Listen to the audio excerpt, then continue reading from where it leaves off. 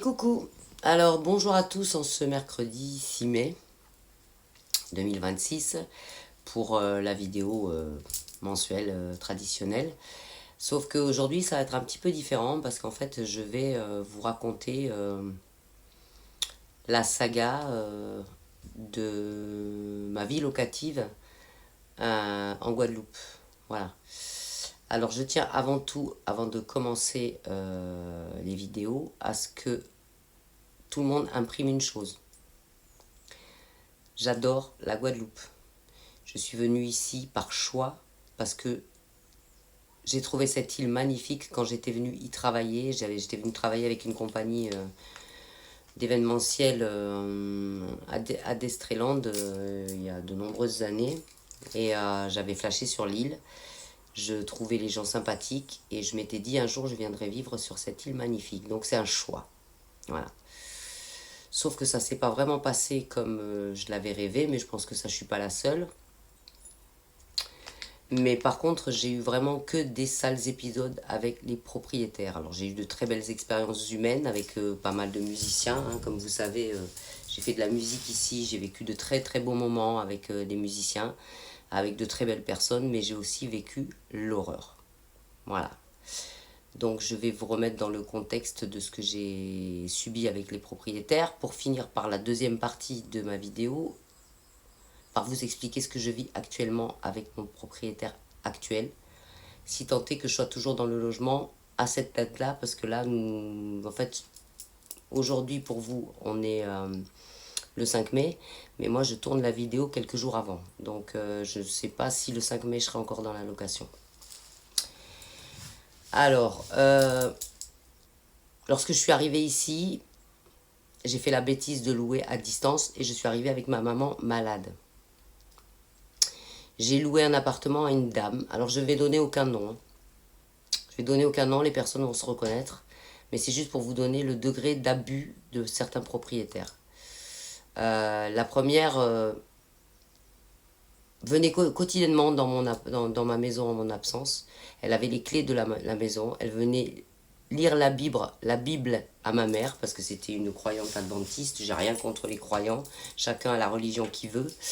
Mais par contre, voilà, je ne tolère pas qu'on impose une religion à quelqu'un, surtout quelqu'un de malade, parce que ma maman était malade. Donc voilà. Elle profitait de mon absence pour rentrer chez moi, checker si j'avais fait le ménage, etc. Machin.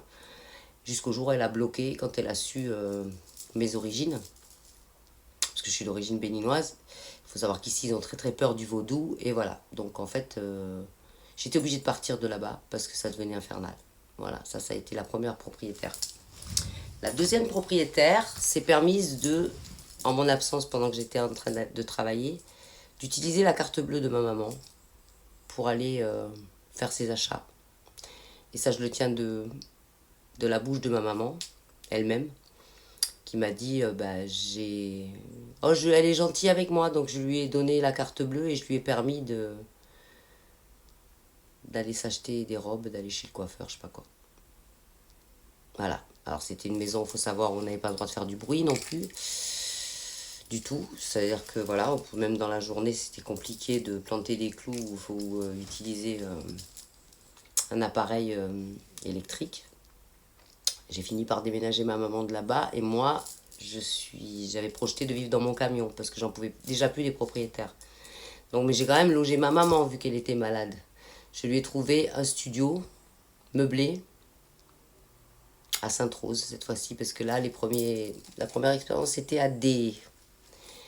J'ai trouvé un logement pour ma maman à Sainte-Rose chez un propriétaire pas propre du tout déjà. L'appartement était insalubre. Et jusqu'au jour où ce propriétaire, je l'ai surpris en train de prendre des photos quand l'infirmière changeait ma maman. Voilà. C'est moi qui l'ai surpris. Il est décédé aujourd'hui, paix à son âme, hein, quand même. Mais bon, voilà, il se trouve que je n'ai jamais déposé plainte ni rien du tout. Mais il y a des bijoux de famille de ma maman que je n'ai jamais retrouvés. Quand j'ai été faire la déclaration de décès, il avait la clé, donc je suppose qu'il est descendu chez elle. Et bon, il n'a pas arrêté de diffamer sur mon compte, à tel point qu'on m'avait retiré la garde, enfin la tutelle, enfin on a mis ma maman sous tutelle, alors qu'elle voulait pas être sous tutelle. Donc voilà, moi-même, pendant ce temps-là, j'ai loué un appartement à D, cette fois-ci, un bungalow, chez un gars, qui devait finir les travaux le jour où je devais rentrer pour prendre l'appartement. Et le jour où je suis rentrée, en fait, je suis arrivée avec mes affaires, il n'y avait pas de travaux de fait. Donc, il n'y avait pas de sanitaire. Ils étaient tous encore emballés dans le carton, les toilettes, le lavabo, compagnie. Il n'y avait pas de cuisine. Il n'y avait pas d'eau. Il y avait juste 2 pièces vides et de l'électricité. Voilà. J'ai loué ça pendant 6 mois à 650 euros, sans bail de location. Et quand j'en ai eu marre et que j'ai dit au propriétaire, je vais finir par aller voir la mairie de D pour vous dénoncer, et ben là, ça a été lui qui m'a fait des menaces de me mettre dehors. Et tous les 5 du mois, il montait chez moi récupérer le loyer. Alors que je n'avais pas de sanitaire. J'avais pas de douche. J'avais pas d'eau. J'avais pas de toilette. Je prenais ma douche sur la terrasse avec une douche solaire. J'allais faire mes besoins dans le champ derrière, tous les jours. Alors que je travaillais en restauration à ce moment-là. Et la maison juste avant celle-ci, eh ben, je n'ai pas eu de problème pendant plusieurs années. C'est la maison où je faisais les jams musicaux. Je payais mon loyer à ma propriétaire via une voisine. Ça se passait très bien. J'ai jamais eu de soucis. Bon, enfin si, j'ai eu des soucis d'insalubrité, j'ai eu des soucis d'inondation, mais bon, je me disais toujours on est en Guadeloupe, tout ça c'est normal. Mais bon, j'ai jamais eu de problème avec la propriétaire qui était en métropole, qui était une vieille dame malade, et voilà. Sauf que quand elle est décédée, j'ai demandé aux héritiers de m'envoyer un bail pour que je continue à payer le loyer, mais j'ai arrêté de payer le loyer à la dame puisqu'elle était décédée. Donc j'ai arrêté de payer le loyer à cette dame qui n'existait plus, vous voyez. Et j'ai pas arrêté de demander des RIB aux propriétaires. Ils m'ont jamais envoyé les RIB. Et au bout de quelques mois, ils m'ont expulsé sous le prétexte que je payais pas le loyer. Et sous le deuxième prétexte qu'ils voulaient récupérer la maison parce qu'ils allaient l'utiliser au sein de la famille, chose qui est complètement légale. Sauf que quand je suis partie, ils l'ont reloué à quelqu'un qui était étranger à la famille. Voilà ce que j'ai vécu avec les propriétaires en Guadeloupe depuis que je suis ici. C'est-à-dire que concrètement, à part la vieille dame qui était en métropole et qui était très gentille, j'ai oublié de préciser que je ne pouvais plus payer le loyer à la dame intermédiaire, puisque la dame intermédiaire elle-même ne voulait plus avoir affaire à eux parce qu'ils n'avaient pas payé les travaux que son mari avait fait pour moi dans la maison. Donc je ne donnerai aucun nom, mais ces gens-là vont se reconnaître. Enfin pour l'instant je ne donnerai pas de nom, parce que si j'ai des problèmes je donnerai des noms. Mais voilà, et tout ça pour dire que depuis que je suis ici, c'est pas pour critiquer la Guadeloupe, parce que croyez-moi, si je suis restée, c'est que j'aime profondément la Guadeloupe, parce que n'importe qui serait parti depuis longtemps. Vu la façon dont les propriétaires m'ont traité, alors que j'ai toujours payé mes loyers. Sauf la période où j'avais pas le RIB des propriétaires, qui étaient en métropole. Je fais comment? J'avais ni leur nom, ni leur adresse, je fais comment pour payer? Voilà. Mais c'était volontaire de me mettre en défaut, de toute façon. C'était bien planifié. Sinon, j'ai toujours payé mon loyer. Toujours. Par contre, j'ai jamais eu les services promis dans mes différents baux. Donc, voilà, je tenais à parler de ça. C'est pas une vidéo comme d'habitude, mais c'est un sujet qui malheureusement est récurrent en Guadeloupe parce que je ne suis pas la seule. J'ai moult témoignages de gens qui sont partis à cause de ça. J'ai d'ailleurs récemment une voisine qui est rentrée en métropole à cause de ça en fait. Parce que le propriétaire a été tellement abusif que c'est pas possible quoi. Abusif, je veux dire dans la mauvaise foi, dans le fait de nier la tranquillité des locataires, etc., etc. Je vais vous expliquer ce que je vis dans la seconde partie. Ça fait 4 fois que je recommence la vidéo, donc je vais la lire. Hein, voilà, je vais lire ce que j'ai noté parce que là, je n'y arriverai pas sinon. Donc, ma situation actuelle. J'occupe ce logement depuis novembre 2024 pour un loyer mensuel de 680 euros. Lors de mon entrée dans les lieux, le propriétaire a refusé de me proposer un bail de 3 ans alors que le logement n'était pas meublé. Il m'a imposé un bail d'1 an en indiquant vouloir tester si j'étais une bonne locataire. Ce n'est qu'ensuite qu'un bail de 3 ans a été signé, à savoir le 1er novembre 2025. Le logement m'a été présenté comme en bon état, avec travaux en cours, carrelage, faïence, finition et climatisation fonctionnelle. Ces engagements n'ont pas été respectés. En effet, les travaux n'ont jamais été terminés correctement et se poursuivent encore aujourd'hui. Parfois sans prévenir, avec présence constante d'intervenants autour du logement, empêchant toute tranquillité. Parce que j'ai quand même une terrasse extérieure, je ne peux pas en profiter. Le logement est affecté par une infestation massive et permanente de fourmis. Elles sont partout. Lits, vêtements, cuisine, salle de bain, objets personnels, gaines électriques, prises électriques. Elles provoquent des courts-circuits. Elles rongent les joints, dégradent les matériaux, envahissent les installations électriques et électroniques, climatisation, prises, fibres, télécommandes, amplis. Des dépôts de terre sont visibles, y compris sur les filtres de climatisation, parce qu'en fait, elles régurgitent les matériaux qu'elles mangent. Chaque matin, des fourmis sont présentes dans l'évier, l'éponge, sur toutes les surfaces. Il est impossible de laisser quoi que ce soit à l'extérieur. Afin de protéger la nourriture de mes chats, je suis contrainte de placer les gamètes dans des sous-coupes d'eau. J'ai fait intervenir une entreprise spécialisée dans l'éradication des fourmis qui a établi un devis d'environ 200 euros pour traiter les fourmis et un peu plus de 2000 euros pour traiter la présence de chauves-souris. J'ai informé le propriétaire de cette intervention et la possibilité de traitement. Il n'a donné aucune réponse, ni accepté ni refusé. J'ai proposé de participer financièrement sans réponse.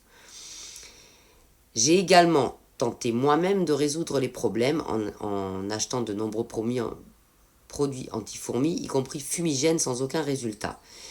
J'ai essayé différentes méthodes, y compris des solutions dites naturelles, bicarbonate, vinaigre, sans efficacité. J'ai même essayé le borax. Le logement est également affecté par la présence de chauves-souris dans la charpente, provoquant des nuisances nocturnes importantes et des réveils fréquents. Parce qu'elles piaillent dans la charpente, elles me réveillent toutes les nuits. Le propriétaire a été informé à de nombreuses reprises, photos et vidéos à l'appui, depuis plus d'1 an, sans qu'aucune solution durable ne soit mise en place, à part le fait de me pulvériser du xylophène et du pétrole tout autour de la maison et de m'empoisonner. J'ai dû aller chez le médecin pour migraines et vomissements. Ces réponses sont inadaptées, notamment demandez aux voisins si vous n'êtes pas contente, le contrat peut s'arrêter demain. Je ne suis pas un prestataire de service. Certains travaux s'accompagnent de produits provoquant des migraines. Bon, ça je l'ai déjà dit. M'obligeant à quitter le logement. J'ai même été accusée d'avoir ramené moi-même les fourmis sur les lieux en plantant quelques tomates hors sol dans un bac. L'ensemble de ces éléments impactent gravement ma santé, mon sommeil et ma qualité de vie. À ce jour, les problèmes n'ont pas été résolus et les conditions de vie restent gravement dégradées. Donc, je dois préciser aussi que j'ai contacté divers organismes sociaux, à savoir l'ADIL, qui m'a renvoyé au CCAS, qui m'a renvoyé à France Service, qui m'ont renvoyé eux-mêmes à l'ARS, ou je ne sais plus comment s'appelle cet organisme qui traite les problèmes d'insalubrité dans les logements. J'ai été à la gendarmerie, j'ai également été à la mairie. Rien n'est à fait en fait. Voilà, je me retrouve toujours dans cet appartement, dans cette maison, pardon, parce que c'est une maison insalubre, avec des fourmis jusque dans mon lit, parce qu'elles sont littéralement dans mon lit. Elles me régurgitent toutes les nuits des particules de terre et de matériaux comme ciment, plâtre, silicone, bois sur ma personne pendant que je dors, parce que ça tombe du plafond. La preuve en est, c'est que j'ai les climatisations qui ont 3 ou 4 cm de terre au-dessus sur les filtres qui prouvent que voilà, et de toute façon je change mes draps tous les 5 jours parce qu'ils sont infestés de terre et infestés de fourmis. Voilà. Donc je dors littéralement dans une fourmilière pour la faire courte. Si tu veux voir les images, tu peux voir ça sur mon Instagram ou sur mon TikTok. Tu verras que je mens pas. Voilà. Elles ont commencé à manger mon matériel professionnel. Donc voilà, elles ont commencé à attaquer un ampli guitare. Elles m'ont mangé littéralement une télécommande la télécommande de ma table de chevet. Et à ce jour, voilà, j'ai été à la gendarmerie, je n'ai pu mettre qu'une main courante. J'ai été à la police, j'ai parlé avec un policier. J'ai été jusqu'à la mairie de Sainte-Rose. pour finir par expliquer mon problème à la secrétaire du maire, quoi. Voilà, n'ayant aucun recours, j'ai fini par en parler sur les réseaux et c'est là que ça a commencé à un petit peu, je dis bien un petit peu, à bouger. Donc ma situation à moi, elle en est là. Ça veut dire qu'en fait, il y a 3 jours, le propriétaire m'a interpellé alors que j'allais chercher mon courrier pour me dire textuellement, je cite, Hey, je t'ai demandé de passer la débroussailleuse. T'as pas passé la débroussailleuse. Je vais appeler un huissier pour faire constater ça. Chose à quoi je lui ai répondu, Michel, je te signale que ça fait plus d'1 an et demi que je te stipule que je dors avec les fourmis, qu'elles détruisent mon matériel, qu'elles envahissent absolument toute la maison, qu'elles provoquent des courts-circuits, qu'elles ont mangé par plusieurs fois la fibre optique de mon abonnement internet, parce que je devais avoir aussi la Wi-Fi au départ, mais ça marchait pas, donc j'ai pris moi-même un abonnement fibre que je paye, et ça fait 4 fois que le technicien vient pour réparer ça. Ouais, je vais appeler un huissier, et puis de toute façon, tu vas partir, il faut que tu trouves un logement. Je vous rappelle que j'ai un bail de 3 ans. Aujourd'hui, on en est là. Alors, quand je dis aujourd'hui, nous sommes le 22 avril, hein, parce que bien évidemment, je tourne la vidéo un petit peu avant qu'elle ne sorte. Donc, le jour où la vidéo va sortir, j'ignore si je serai encore dans le logement, et je pense que je n'y serai plus, parce que j'ai décidé moi-même de partir. J'ai capitulé. Je vais plus me battre contre ce gars, parce qu'il est d'une extrême mauvaise foi. J'ai mes voisins et voisines qui sont tous partis à cause de ça, à cause de non seulement l'insalubrité des lieux, mais en plus de ça, le sans-gêne du propriétaire qui se pointe à n'importe quelle heure, qui fait du bruit à n'importe quelle heure, qui est capable de passer le marteau-piqueur, la disqueuse, le rotophile, la débroussailleuse à n'importe quelle heure. Dès 6 heures du matin, moi des fois j'ai eu des disqueuses à 6 heures du matin, des débroussailleuses à 6 heures du matin devant chez moi, quoi. Voilà. Donc, c'est plus possible. On ne peut pas vivre comme ça, dans ce stress. Je ne peux pas, absolument pas profiter de ma terrasse extérieure parce que il y a toujours quelqu'un qui passe. Il me demande de passer la débroussailleuse sur un terrain qui est dit sur mon bail de 300 mètres carrés, mais qui n'a jamais été clôturé. Il devait être clôturé au départ, il n'a jamais été clôturé, ce terrain-là. Jamais. Donc, en fait, je ne sais pas du tout quelle surface je dois débroussailler. Même, tant bien même, je voudrais le faire, je ne peux pas. Je fais quoi? Je sors mon mètre de couture pour mesurer les 300 mètres carrés autour de la maison. Donc tout ça, c'est d'une extrême mauvaise foi. Et je pense que c'est quelqu'un qui a vraiment un problème de psychologique pour opprimer les gens de cette manière-là, pour nier le fait que quand un locataire paye un loyer, le locataire est chez lui et il n'a pas à investir les lieux comme ça. Voilà, donc je suis désolée, mais j'ai été obligée d'en parler sur les réseaux parce que je trouve que c'est pas normal et pas simplement pour moi, parce que quand j'ai commencé à en parler sur les réseaux, je me suis aperçu qu'on était légion à se faire abuser comme ça par les propriétaires qui se croient toujours chez eux alors qu'ils sont pas chez eux, quoi. Parce que quand on loue un logement, le propriétaire n'est plus chez lui. Il doit demander implicitement au locataire la permission de se rendre sur les lieux. Et si possible, avec un rendez-vous autorisé par le locataire. Alors apparemment, c'est quelque chose de récurrent en Guadeloupe, parce que vu le nombre de témoignages que j'ai eus, il se trouve que c'est récurrent. Voilà. J'ai de nombreux amis qui ont eu ce genre d'expérience. Moi-même, comme je vous ai dit, ça fait 5 propriétaires, j'ai fait 5 propriétaires, c'était comme ça. Donc, il faudrait qu'il se passe quelque chose, en fait. Voilà. Donc, c'était juste un appel à témoins. Si vous avez vécu ça, mettez-le en commentaire. Et puis, on m'a même demandé de faire une pétition. Et il y a plein de gens qui seraient OK pour signer cette pétition. Voilà, c'était la vidéo pour cette semaine un peu particulière. Je vous tiendrai au courant de la suite des événements. Et si vous voulez suivre ça en direct, eh ben, abonnez-vous à mon Instagram, Bambou Multipass, ou à mon TikTok, mais c'est plus sur Instagram que je parle. Voilà, je vous souhaite un bon mois et je vous dis au mois prochain si tout va bien. À bientôt. Bye bye.